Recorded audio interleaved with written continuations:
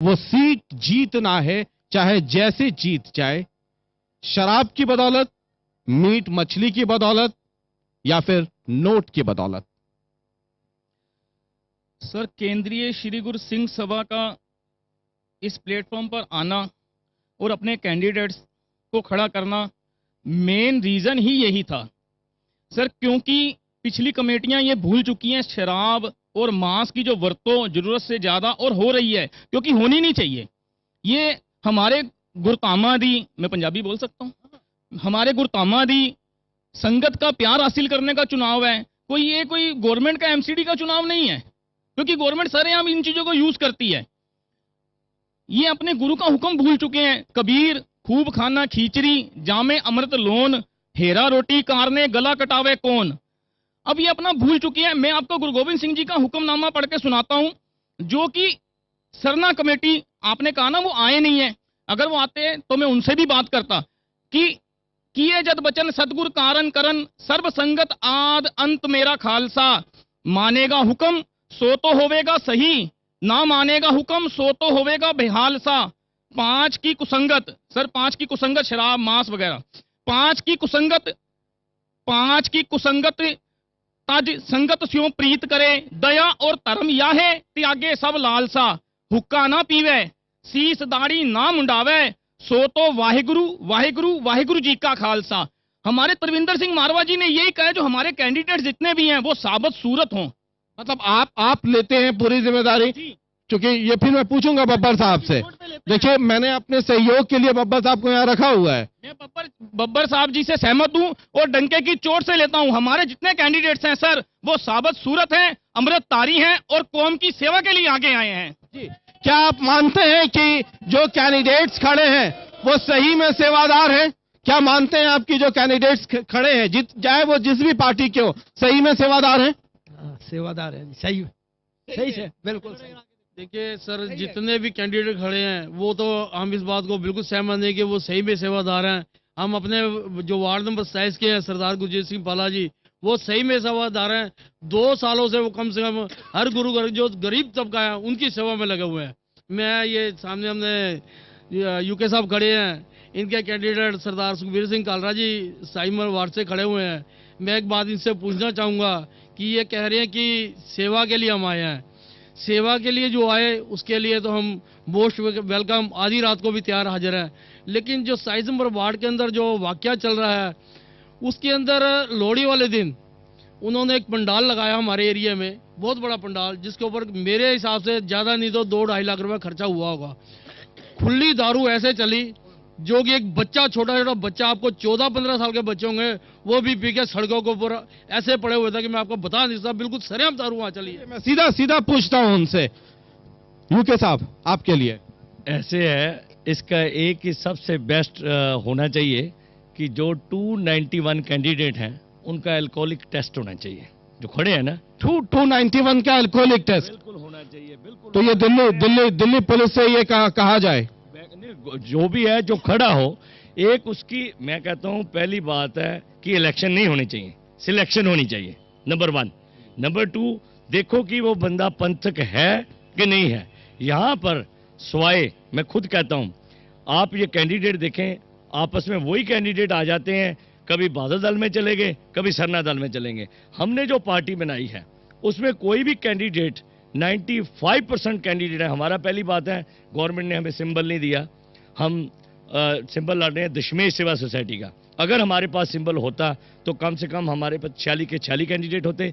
1 साल 2 साल और जो इलेक्शन भी हुए हैं, हमने और दशमेश सेवा सोसाइटी, श्रोमणी अकाली दल दिल्ली यूके और दशमेश सेवा सोसाइटी ने कराए हैं इलेक्शन। अदरवाइज मेरे भाई सामने खड़े हैं, बादल दल ने आप तो जो वो अभी पूछ रहे थे जिनके बारे में, और वो जो दारू की बात हुई उसके बारे में आप एक जस्टिफिकेशन दे दें। मैं यही कह रहा हूं कि जो भी 291 कैंडिडेट हैं उनका एल्कोहलिक टेस्ट हो, जो सुखबीर सिंह कह रहे हैं कालड़ा जी, उनका भी टेस्ट हो। मैं दावे के साथ कहता हूं मैं राजनीति छोड़ दूंगा अगर वो शराब पीते हैं। नहीं, अगर कुछ प्रूव हो जाए या जानकारी मिले या पक्का सबूत मिल जाए, आप दूसरी पार्टियों का छोड़ दीजिए, अपने संगठन से अगर कोई वैसा मिलता है तो क्या ये दिल्ली की पूरी जनता, पूरे हिंदुस्तान की जनता सुन रही है? क्या ये कहेंगे कि आप उनको कहेंगे कि भैया आप विड्रॉ कर लो या हमारा तुमसे अब कोई नाता नहीं है? बिल्कुल आप ठीक कह रहे हैं, मैं उसके पक्ष में बिल्कुल नहीं हूंगा। अगर मैं आज दावे के साथ कहता हूं मेरा कैंडिडेट आपको शराब पिलाता हुआ या कुछ करता हुआ, आप पीता हुआ मिले तो मैं हाथ जोड़ता हूं, उसको बिल्कुल वोट न डालिए। चलिए, ये बात अच्छी है और जोरदार ताली इस बात पे होनी चाहिए, जोरदार ताली होनी चाहिए। जी, मैं सुखबीर सिंह कालरा जी की नहीं बात कर रहा। सुखबीर सिंह कालरा जी को मैंने दारू पीते हुए नहीं देखा, जो बात मैंने नहीं देखी मैं नहीं बोलूंगा। लेकिन वो एरिया के अंदर दारू इतनी बांट रहे हैं, उन्होंने अपना हमारा जो ओनली जहांगीरपुरी का फ्लैटों का एरिया है, उसी के अंदर कम से कम 5-6 दफ्तर बना रखे हैं, जो पर लेडीज को जो आगे लगे उनको 500 रुपए के हिसाब से पर कैंडिडेट उसको वर्कर को दे रहे हैं, जो आगे वो वर्कर है उनको 200 रुपए दे रहे हैं, जो ऐसी कैंडिडेट।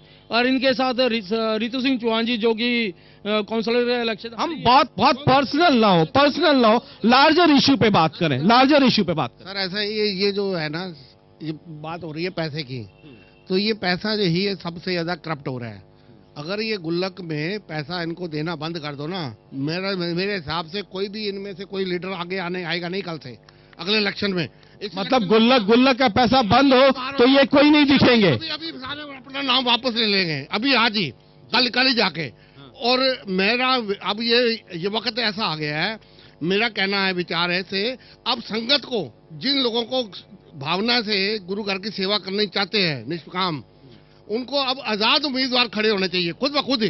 पार्टी वार्टी छोड़ो, अपने आप आजाद उम्मीदवार टिकट से लड़ो और देखो आप जीत के आएंगे, इनका सबका पत्ता साफ हो जाएगा और भ्रष्टाचार खत्म। गुरु घर में देखो कितना नाम होगा। ये जो दो गुरुद्वारे में, ये सिख धर्म में पहली बार हुआ है इतिहास के अंदर कि मतलब गुरु गोविंद सिंह साहब जी का दिल्ली में 5 तारीख को मनाया जा रहा है, पंजाब में 18 तारीख को मनाया जा रहा है, कभी कोई कहीं मना रहा है। ये तरीका बहुत सरासर ये कौम को पीछे ले जाने वाली बातें हैं। मतलब कहने का कोई ठीक है, आपकी बात बहुत सही है। ना तो हमारे को किसी मतलब अंग्रेज नहीं तो मार पाए, हमारे को मुसलमान नहीं तो मार पाए, इतना जुल्म ढाया उन्होंने इस हिंदू धर्म के ऊपर, सिख धर्म के ऊपर। लेकिन अब सिखों को मार रहे हैं, इनको अपने बेइत्तेफाकी। ये पूरी सोसाइटी में एक डिग्रेडेशन आ गया। कुछ महिलाएं भी हैं हमारे यहाँ पर। ये जो बात चल रही है, कितनी सहमत है आपकी? ये पूरा का पूरा पैसे का खेल हो गया है जी, ये गोला का खेल है। ये पिंकी जी सारा कुछ खेल खिला रहे हैं, बाकी और कोई नहीं है इसमें। ये पिंकी सारा कुछ कर रहा है, जो कुछ कर रहा है पिंकी कर रहा है। पिंकी पैसा लेके आगे बांट रहा है, शराबें बांट रहा है। पहाड़गंज में 3-3, 4-4 उसने दफ्तर बना दिए, डेरा मोहनपुर में उसने 3 दफ्तर बना दिए। ये पिंकी सारा कुछ कर रहा है। पिंकी दुश्मनियां डाल रहा है, शराबें बांट रहा है, पैसे कंबल सब कुछ बांट रहा है। ये पिंकी साहब आप सुन रहे होंगे, तो अब अभी आता हूं मैं, जीके साहब, यूके साहब, दलजीत सिंह जी, मैं आता हूं। जी मैं टोटल टीवी के माध्यम से बोलना चाहता हूं कि पूरे सिख हमारे सिख परिवारों में सिर्फ उसी को वोट दिया जाए जो सिखों की सेवा करे, जो गुरुओं की सेवा करे, जो गुरु धामों की सेवा करे। सब हम सिख भाइयों को स्पेशली इस चीज में ध्यान देना चाहिए, चाहे वो किसी भी पार्टी का हो या इंडिपेंडेंट हो। जी बहुत सही बात है, जोरदार ताली इस बात पे होनी चाहिए, क्योंकि इलेक्शन नहीं सिलेक्शन होना चाहिए। एक बात मुझे ये बड़ी सही लगी। जी सर इसमें खाली शराब ही एक बुराई नहीं है। जब जो सिख का लॉ है, जो जिसने उम्मीदवार बनना है, उसके लिए पूरे केस रखना भी एक लॉ के अंदर आता है। खाली ये नहीं है कि जब आप उसमें एफिडेविट फाइल करते हैं तो उसमें ये लिखा जाता है कि जी मैं पूर्ण गुरसिख हूँ, मैंने किसी किस्म का कोई केस का कत्ल नहीं कर रखा और मैं किसी किस्म का नशा प्रति नहीं करता हूँ। उसके बावजूद भी मैं आपके माध्यम से, आपके चैनल के माध्यम से सरना साहब से ये पूछना चाहता हूं कि जब भी दिल्ली सिख गुरुद्वारा प्रबंधक कमेटी का कोई भी कीर्तन दरबार होता है या कोई भी वो प्रोग्राम होता है, उसमें वो सीधा ही अपनी दिशा पंजाब की तरफ ले जाते हैं, जिसको वो दिखाते हैं कि जी वहाँ सिक्खी नहीं है और सारी सिक्खी दिल्ली में है। मैं ये उनसे पूछना चाहता हूं कि उनको ये सिक्की अपने मेंबर अमरजीत सिंह पिंकी में नजर क्यों नहीं आती?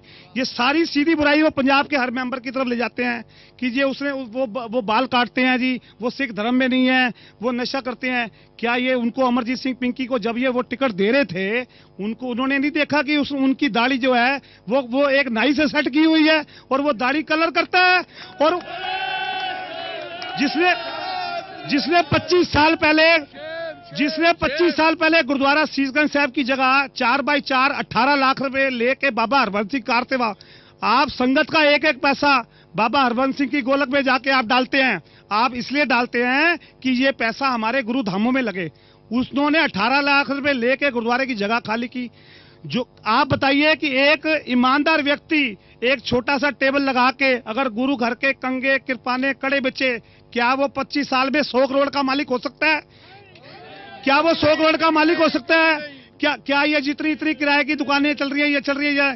क्या मैं सरना साहब से पूछना चाहता हूं आपके चैनल के द्वारा, ये जितनी भी उनकी कोई भी बात हो तो वो सीधा बादल साहब के परिवार पे ले जाते हैं, बादल साहब की कमेटी की तरफ ले जाते हैं, उनके मेंबर साहबान की तरफ ले जाते हैं। क्या वो श्रोमणी कमेटी गुरुद्वारा कमेटी की तुलना इनसे करते हैं? श्रोमणी कमेटी गुरुद्वारा कमेटी में जो लॉ है वो बड़े सख्त हैं। वहां का कोई भी कर्मचारी अपने दफ्तर के अंदर जूते पहन के लंगर गुरु घर से लंगर ला के नहीं खा सकता। यहाँ मैं आपको दिखाता हूँ गुरुद्वारा रकाबगंज साहब में, यहाँ मैं आपको दिखाता गुरुद्वारा शीशगंज साहब के चेयरमैनों के कब्रों में गुरुद्वारे के लंगर जो उन्होंने जूते पहन रखे हैं वहाँ प्लेटों में भर भर के आते हैं, जिसकी वेस्टेज होती है। ये श्रोमणी गुरुद्वारा कमेटी की तुलना करते हैं। हम श्री अकाल तख्त साहब की उस्तत करते हैं।